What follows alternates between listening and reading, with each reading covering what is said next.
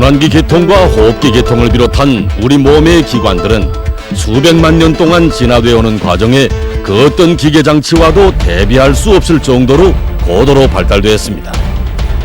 그러면 여러분은 우리 몸에서 제일 중요한 감각기관이 과연 무엇이라고 생각하십니까? 예, 아마 여러 가지로 말할 수 있겠지만 제일 중요한 것이 바로 우리의 눈, 시각계통이라고 말할 수 있습니다.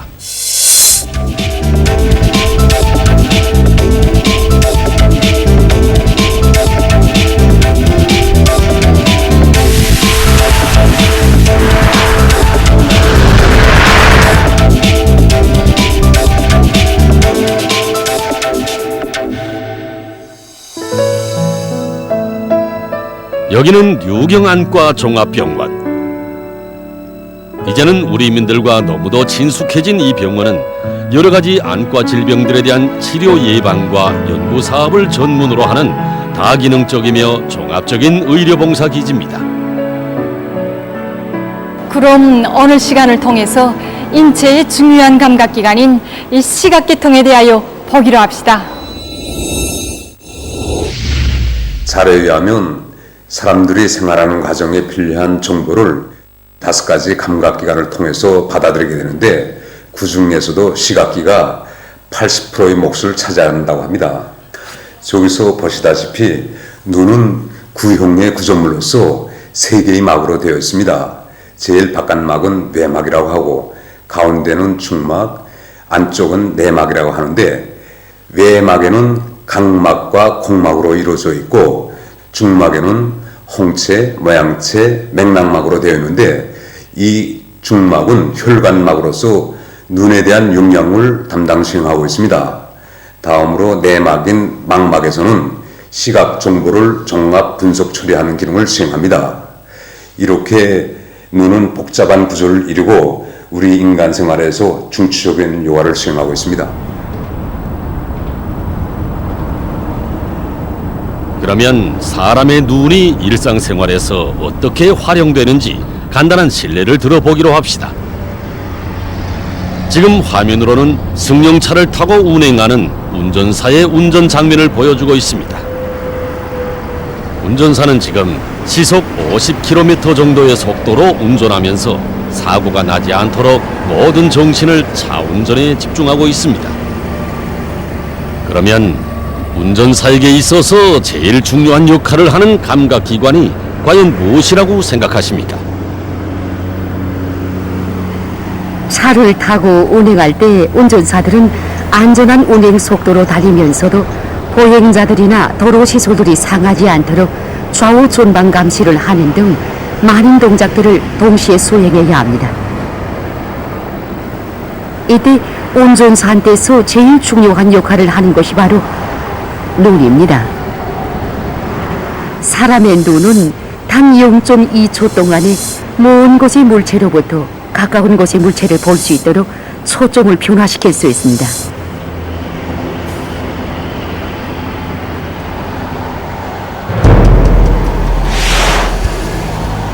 사람의 눈은 생존을 위한 중요한 정보들을 제공해 줍니다.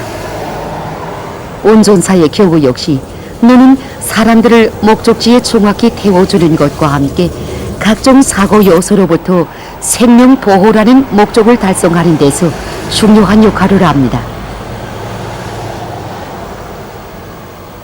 사람의 눈은 직선으로 맞있는 물체를 볼 때 더 잘 봅니다. 운전사들은 움직이는 대상물을 통해서 그 대상물들의 속도, 방향, 위험성 이런 인자들을 고려하게 됩니다. 이 눈은 이렇게 시각 정보에 기초해서 내수해서 행동 신호를 팔과 다리에 보내게 됩니다. 이와 같은 시각 정보의 수집, 분석, 처리 과정을 반복하면서 운전사는 안전한 운행을 보장하게 됩니다.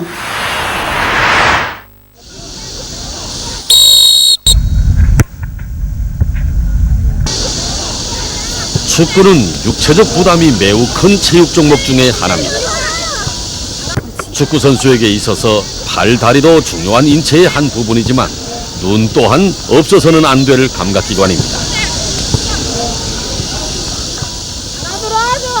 우리 축구 선수들이 수시로 변하는 정황 속에서 재치 있게 볼을 다루면서 상대팀 운전을 득점하자면 훌륭한 공다루 기술과 함께 서로 협동을 잘해주는 시각기관이 매우 중요하다고 봅니다. 제 보기에는 우리 눈의 시각 범위가 거의 180도 되는 것 같습니다. 내가 선수 생활할 때 보니까 한 경기당 눈알이 수백 번, 아니 1000번 돌아가는 것 같습니다.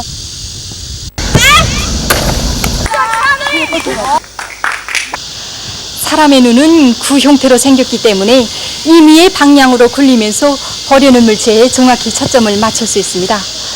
그리고 눈으로 들어오는 빛의 양은 홍채의 저임 역할에 의해서 동공을 줄이거나 그리고 또 크게 하는 방법으로 조절됩니다.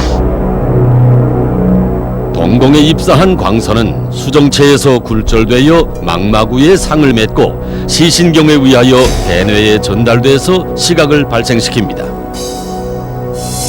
이때 오른쪽 눈에서 왼쪽 대뇌로 50%의 시신경 임펄스가 교차돼서 전달되고 나머지 절반은 같은 쪽 대뇌로 전달됩니다. 여기는 문수물놀이장입니다.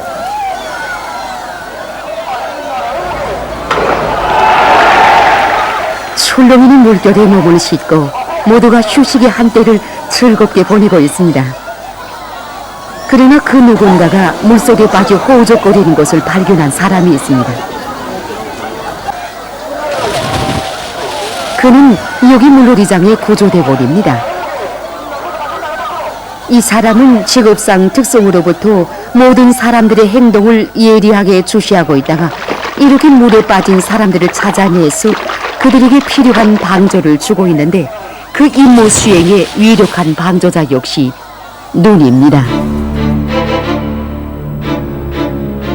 일반적으로 시각세포들은 주위 세계가 고요하고 균일한 운동이 반복적으로 계속 진행되는 경우 눈의 긴장감을 해소시킵니다.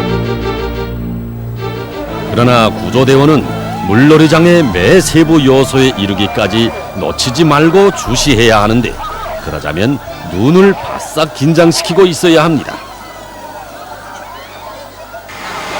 사람의 눈에는 눈알을 원활하면서도 신속히 회전시키고 또 고리상 차이를 가진 새로운 대상들의 인차 초점을 맞출 수 있게 하는 근육들이 있는 것으로 해서 한 대상에서 다른 대상으로 재빨리 이행해서 볼 수 있습니다. 바로 그런 것으로 해서 구조대원들은 단 몇 초 사이에 물놀이장에 대한 감시를 반복 진행하면서 시각 정보를 계속 갱신하게 됩니다. 구조대원은 예민한 감시 능력뿐 아니라 눈으로 얻어진 시각 정보에 따르는 신속한 분석 처리 능력도 가지고 있어야 합니다. 위험에 처한 사람을 발견한 즉시 구조대원은 행동해야 합니다. 여기 저학교에서는 선생님들이 시험을 칠 줄 모르면서 영망만 하고 있으면서 물에 떨어졌다가 그때 헤엄쳐 나오지 못해서 물에 잠기는 현상도 있습니다. 특히 이곳 파도수소에서는 물살에 싣겨서 사람들이 깊은 수조까지 내려갔다가 물에 잠기는 현상도 있습니다. 이때 우리 구조대원들은 물에 빠진 성원을 제때 포착하고 구하의 거리가 얼마인가, 또 내가 헤엄쳐 들어갈 것인가, 아니면 구명대를 던져줘 선임이 자체로 헤엄쳐 나도록 할 것인가 등 행동 판단을 재빨리 내려야 합니다. 사람의 얼굴에서 두 눈은 일정한 고리를 두고 있는데 매 눈에서 감각되는 대상에 대한 시각 정보는 서로 차이납니다. 이 차이점은 넷에서 분석 처리되어 대상까지의 거리를 정확히 판정할 수 있게 합니다. 이처럼 어떤 대상까지의 거리 판정은 눈과 넷의 정확적인 시각 정보 분석 처리 결과로 이루어집니다. 그렇기 때문에 저기 저 구조대원은 물에 빠진 사람을 정확히 보고 신속히 구원해낼 수 있습니다. 예.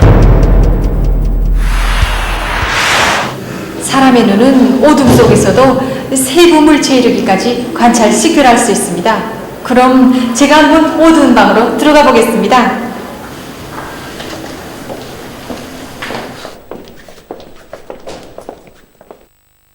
사람이 어두운 방에 들어가면 그 순간에는 아무것도 보이지 않습니다. 그러나 몇 분 정도의 시간이 흐르면 점차 시야가 트이면서 물체를 관찰 식별할 수 있습니다. 이건 컴퓨터, 그리고 이건 의자, 여기 물건 묻어 있습니다. 이때 모든 물체는 흑색으로밖에 보이지 않습니다.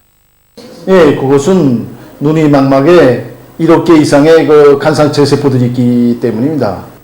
이 세포들은 모든 산물들을 흑색으로만 감싸고 색식별 기능을 가지고 있지 못합니다. 대신 시야에 들어있는 임의 대상에 대한 움직임을 신속히 감축하는 기능을 가지고 있습니다. 바로 이 간상체 세포들의 도움으로 사람은 어둠 속에서도 물체를 식별하고 자기 목적을 달성합니다. 특히 밤이나 어두운 곳에서 활동하는 동물들의 시각세포 중에는 이 간상체 세포들만 있거나 또 그 대부분을 차지하고 있기 때문에 낮보다도 어두운 밤에 더 잘 볼 수 있습니다. 앞에서 본 운전사나 구조대원 역시 이 간상체 세포에 의해서 대상을 신속히 식별, 포착하고 자기의 임무를 훌륭히 수행했을 것입니다. 지금 화면으로 수백만 개에 달하는 극히 작은 원주체 세포들을 보여주고 있는데 이 세포들의 역할에 의해서 사람의 눈은 각기한 색깔들을 구별하게 됩니다. 사람의 눈은 세 가지 기본 색깔의 감수 세포들이 도움에 의하여 자연계에 있는 수많은 색깔들의 조합 스펙트럼을 볼 수가 있습니다. 사람의 눈에는 총색, 족색, 록색에 민감하게 반응하는 감수 세포들이 있는데 이 감수 세포들이 자극을 받아 사람은 색 감각을 느끼게 됩니다. 그러나 일부 사람들 속에서 자연계에 있는 색깔들을 원만히 구별하지 못하는 현상이 있는데 이것은 의학에서는 생명이라고 얘기하게 됩니다. 이 생명은 세 가지 종류의 원주체 가운데서 한 가지 이상의 원주체가 결손되어 있을 때 나타나는데 이때는 자연계에 있는 많은 색깔들을 원만히 구별하지 못하게 됩니다. 우리가 주위 세계를 보고 이해할 수 있는 것은 눈과 함께 내수의 기능이 첨부되기 때문입니다. 사람은 어떤 대상을 볼 때 눈으로 그 대상에 대한 시각 정보를 감수하는 것과 함께 내수에 이미 기록되어 있는 그 대상에 대한 인식 정보를 결합해서 본다고 할 수 있습니다. 가라치를 뽑았다가 그러면 눈과 내수가 어떻게 호상 연관되어 있는지 그에 대한 답을 흥미있는 요술의 세계에서 찾아보기로 합시다. 올라갈까 지금?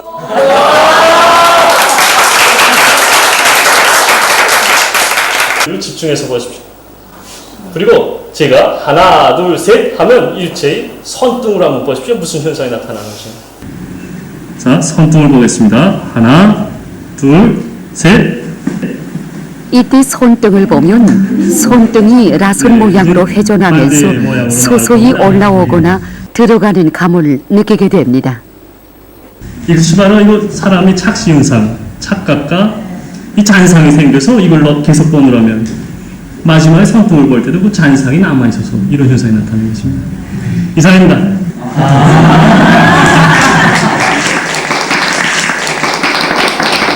숲의 요술 한 가지를 더 보여드리겠습니다. 저희 눈을 좀 가리고 요술을 해보겠습니다. 뒤에 네, 학생들, 예, 나와주십시오. 박수 당합니다.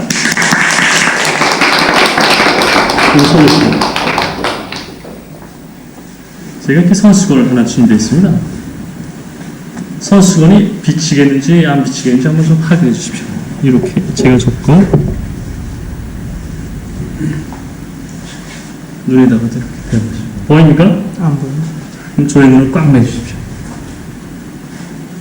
네, 너무 꽉 매는 것 같은데. 좋습니다. 다음 수표가 이미 수표 한 장을 뽑겠습니다. 아무거나. 네, 숫자를 보지 말고 이 책상 위에 올려놓으십시오. 하나 뽑았어. 그리고 수표의 뒷면에 이 마지크로 큼직하게 수표를 해주십시오. 숫자를 보지 말고. 좀 더 나서겠습니다.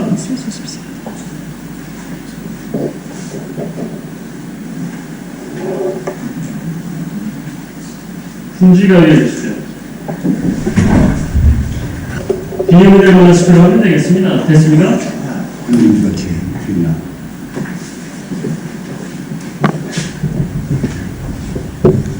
주패를 숫자가 보이게 뒤집어서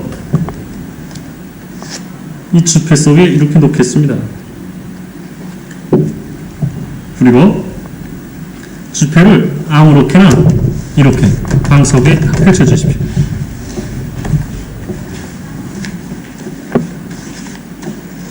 펼쳐놨습니까? 숫자가 벌거로 보이도록. 네.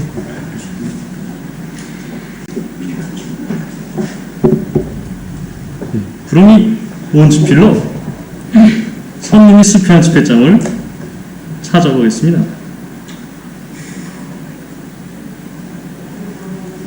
저희 손목을 좀 잡아주십시오. 벌거를 펼쳤습니다. 네.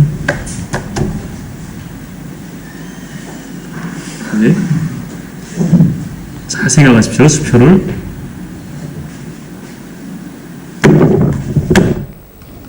한 장을 찍었는데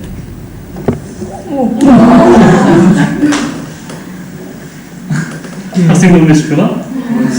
네, 그럼 한 가지 더 이상한 게 있습니다. 이 나머지 수표들의 색깔도 변한 것입니다. 보겠습니다.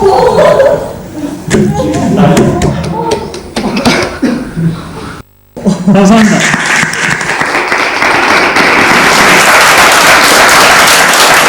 이 옷에서 무엇으로 달라진 것이 없습니까? 네, 저는 이 옷 색깔이 달라졌을 겁니다. 넥타이와. 맞습니까? 네. 그걸 느끼지 못했습니까? 뒤에 계신 네, 학생들. 그럼 다시 한번 여술사의 동작을 하나도 놓치지 말고 자세히 살펴봅시다. 저의 눈을 꽉 매주십시오. 여술사는 먼저 관람자에게 자기의 눈을 손수건으로 싸매게 한 다음 주패장을 하나 뽑아서 글자를 새기게 해서 사람들의 시선을 거기에 집중시킵니다. 이때 여술사는 뒤로 돌아 재빨리 샤츠와 넥타이의 색깔을 바꾸었습니다. 손님이 수표한 주패장을 그러면 이 여술에 어떤 비밀이 숨겨져 있는지 그에 대해 여술사의 이야기를 들어봅시다. 이것이 바로 여술에서 이용하는 시각의 집중과 분석. 이 사람들이 집중했다가 분산시켰다가 또 이렇게 분석 능력 이런 거를 다 이용해서 집중을 여기다 시키고 나는 다른 일을 좀 했습니다. 그 일상적으로 사람들이 생각하기에는 100% 자기 앞에서 일어나는 일을 다 감수한다고 생각합니다. 하지만 실제로는 90%를 이렇게 감수하지 못합니다. 사람들이. 전혀 느끼지 못합니다. 그래서 여술에서는 이 호점을 이용해서 이런 시각의 집중, 분산, 그 다음 자기 처리 능력 이런 걸 이용해서 여술을 진행하고 있습니다.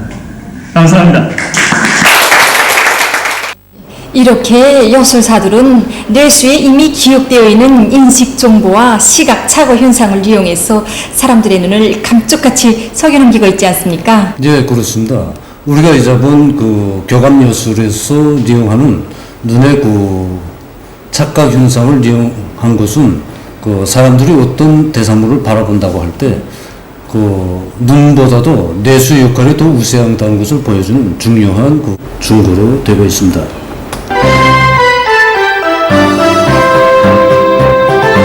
선을 아래로 다 같이 선을 아래로. 사람에게 있어서 시각적인 기억력은 태어날 때부터 천성적으로 타고나는 것이 아니라고 봅니다. 실례로 갓 태어난 아기가 처음부터 어머니의 얼굴을 보고 아는 것은 아닙니다. 그래서 제가 보육원을 하면서 많은 어린이들을 키우는 과정에 보니까 처음에는 아무것도 모르고 있다가 시간이 흐르는 과정에 저는 선생님이고 이 어린이들은 동무들이라는 식으로 알게 되는 것입니다. 그래서 특히 지능놀이 시간에 많은 놀잇감들을 가지고 놀면서 이것은 뻘이고 이것은 곰이고 꽃이라는 식으로 계속 반복해서 알려주는 과정에 주위 세계에 대한 사물을 보고 뇌수에 기억하게 되는 것입니다. 이렇게 사람은 눈과 함께 뇌수에 도움이 있는 것으로 해서 주위 세계에 대한 표상을 가진다고 할 수 있습니다. 만일 사람의 뇌수에 수많은 사무현상에 대한 정보들이 축적되어 있지 못한다면 사람은 눈을 뜨고도 사무현상을 보고 이해할 수 없습니다. 사람이 주위 세계를 초보적으로 식별, 판단, 인식하자면 태어나서 적어도 몇 년 동안은 시각적인 기억력을 키우고 공부해 하여야 합니다. 실례로 어릴 적에 실명을 되었던 환자가 몇 년 후에 현대의학의 도움으로 강명을 찾았다고 합시다. 하지만 환자가 강명을 찾았다고 하여 모든 것을 다 본다고는 할 수 없습니다. 환자는 실명 상태에서도 주위 세계에 대한 식별 방법을 채두가지만 대상의 크기와 색깔 등과 같은 인식 능력은 키우지 못합니다. 가령 실명된 환자가 도로를 걸어다닐 때 도로 수평면과 도로 높이 차이가 있는 대상을 판단하고 하였을 때 그것이 계단인지 도로 연속인지는 판단할 수 없습니다. 그러나 환자가 어릴 때부터 부모와 같이 도로를 거닐면서 요괴에 대한 시각 정보를 뇌수에 기억하였다면 이것이 도로 연속이라는 것을 인차 판단하였을 것입니다. 이렇게 사람의 눈은 뇌수와의 긴밀한 연계 밑에 세상 만물을 보고 파악하고 있는 것입니다. 사람의 뇌수는 주위 세계를 보는 법을 가르친다고도 말할 수 있습니다. 여러분들은 오늘 시간을 통해서 인체를 구성하고 있는 기관들에서 가장 복잡하면서도 또 중요한 감각기관인 이 시각계통에 대해서 더 잘 알게 되었을 것입니다. 현대의학은 끊임없이 높은 속도로 계속 발전하고 있습니다. 만일 사람의 눈으로 접수되는 모든 물체에 대한 영상 신호를 직접 뇌수로 전송하면 혹시 눈이 없이도 볼 수 있으며 시각 중심을 뇌수와 연결하면 아마 적외선도 볼 수 있게 될 것입니다. 이것은 아직 상상에 불과합니다. 그러나 급속히 발전하는 현대의학의 도움으로 인체의 비밀은 계속 밝혀지게 될 것이며 사람들의 건강은 더욱 개선되게 될 것입니다.